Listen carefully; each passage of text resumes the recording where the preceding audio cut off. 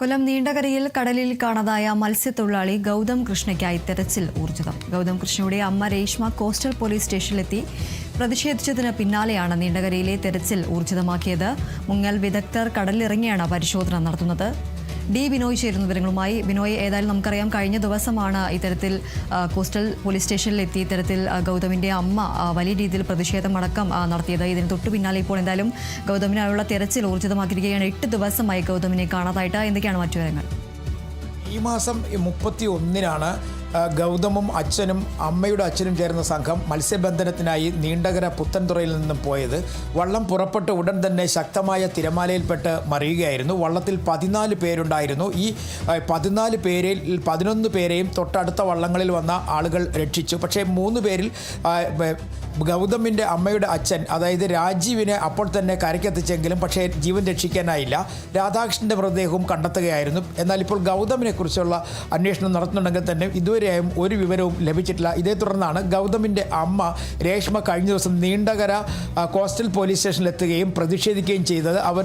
അവരുടെ പ്രധാനമായി പറഞ്ഞത് നീന്തൽ, കൃത്യമായി പറഞ്ഞാൽ നിരീക്ഷണമോ അതുമല്ലെങ്കിൽ ഒരു തരത്തിലുള്ള തിരച്ചിലോ ഇപ്പോഴും നടക്കാത്ത തരത്തിലേക്ക് കാര്യങ്ങൾ എത്തിയിരിക്കുന്നു. കാരണം സർക്കാരിൻ്റെ ഭാഗത്തു നിന്നും കോസ്റ്റൽ പോലീസിൻ്റെ ഭാഗത്തു നിന്നും വലിയ തരത്തിലുള്ള പിന്നോട്ട് പോക്ക് സംഭവിച്ചിരിക്കുന്നു. അതുകൊണ്ട് തന്നെ ആണ് ഈ സമരത്തിൽ വന്നതെന്ന് അവർ പറയുകയും ഒപ്പം വലുതായി പ്രതിഷേധിക്കുകയും ചെയ്തു. തൊട്ട് പിന്നാലെ കോസ്റ്റൽ പോലീസ് ഇടപെട്ട് അവരെ സാന്ത്വനിപ്പിക്കാൻ ശ്രമിച്ചെങ്കിൽ തന്നെ അവർ പിന്മാറാൻ തയ്യാറായില്ല. അവർ സമരവുമായി നീണ്ടകര കോസ്റ്റൽ പോലീസ് സ്റ്റേഷനിൽ തന്നെ തുടർന്ന് കേന്ദ്രമന്ത്രി സുരേഷ് ഗോപി ഒപ്പം തന്നെ സംസ്ഥാനത്തു നിന്നുള്ള മന്ത്രിമാർ ഉൾപ്പെടെയുള്ളവർ അവരുമായി നേരിട്ട് സംസാരിച്ച് ഇന്നു മുതൽ വ്യാപകമായ തിരച്ചിൽ നടത്താം എന്നുള്ള ഒരു ഉറപ്പ് നൽകേണ്ട അടിസ്ഥാനത്തിലാണ് അവർ സമരം അവസാനിച്ചത്. ഇതിൻ്റെ അടിസ്ഥാനത്തിൽ ഇന്ന് രാവിലെ മുതൽ തന്നെ കോസ്റ്റൽ ഗാർഡും ഒപ്പം തന്നെ തീരപ്രദേശത്തുള്ള മത്സ്യത്തൊഴിലാളികളും അടങ്ങുന്ന സംഘം, സ്കൂബ ഡൈവേഴ്സ് ഉൾപ്പെടെയുള്ളവരുണ്ട്.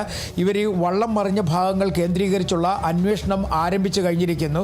ഒപ്പം അല്പസമയത്തിനുള്ളിൽ തന്നെ കോസ്റ്റ് ഗാർഡിൻ്റെ ഡോണർ വിമാനങ്ങൾ കൂടി അവിടേക്ക് എത്തിച്ചേരും. കാരണം ഈ 7 ദിവസത്തിലധികം കഴിഞ്ഞതുകൊണ്ട് തന്നെ ഈ തീരപ്രദേശങ്ങളോടുള്ള കല്ലിൻ്റെ ഭാഗങ്ങൾ, അതായത് കടൽ ഭിത്തികളുടെ ഭാഗങ്ങൾ കേന്ദ്രീകരിച്ചാണ് ഇപ്പോൾ അന്വേഷണം നടത്തുന്നത്. ഇന്നും പൂർണ്ണ സമയവും ഒപ്പം തന്നെ ഇത് കണ്ടെത്തുന്നവരെയും തിരച്ചിൽ നടത്താനാണ് ഇപ്പോഴത്തെ തീരുമാനം. നിലവിൽ ഈ കടൽ വളരെ പ്രക്ഷുബ്ധമായ അവസ്ഥയിലാണ്. കാരണം കാറ്റ് വീശുന്നുണ്ട്. 40 മുതൽ 50 കിലോമീറ്റർ വേഗതയിൽ വരെ കാറ്റ് ഇപ്പോൾ തീരത്തേക്ക് അടിക്കുന്നുണ്ട്. അത് തിരച്ചിലിനെ കാര്യമായി ബാധിക്കുന്നുണ്ടെങ്കിൽ തന്നെയും സ്കൂബ ഡൈവേഴ്സ് ഉൾപ്പെടെയുള്ള സംഘമാണ് ഇപ്പോൾ നീണ്ടകര മുതൽ വർക്കല വരെയുള്ള പ്രദേശങ്ങളിൽ തിരച്ചിൽ നടത്താൻ തീരുമാനിച്ചിരിക്കുന്നത്.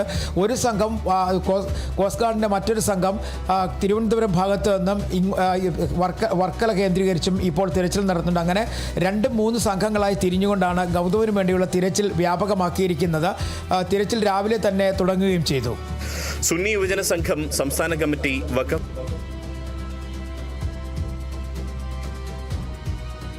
ശരി, ഡി ബിനോയാണ് വിവരങ്ങൾ നൽകിയത്.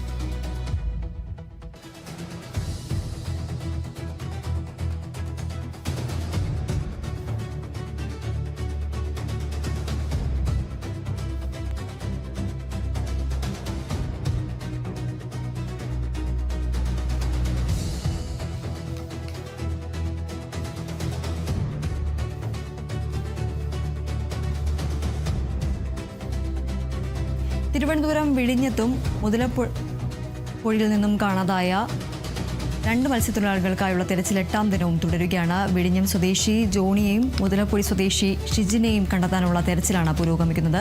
കഴിഞ്ഞ മാസം 31-ന് കനത്ത തിരയിൽപ്പെട്ടാണ് ഇരുവരെയും കാണാതായത്. അപർണ കേസ് ചേരുന്ന വിവരങ്ങളുമായി.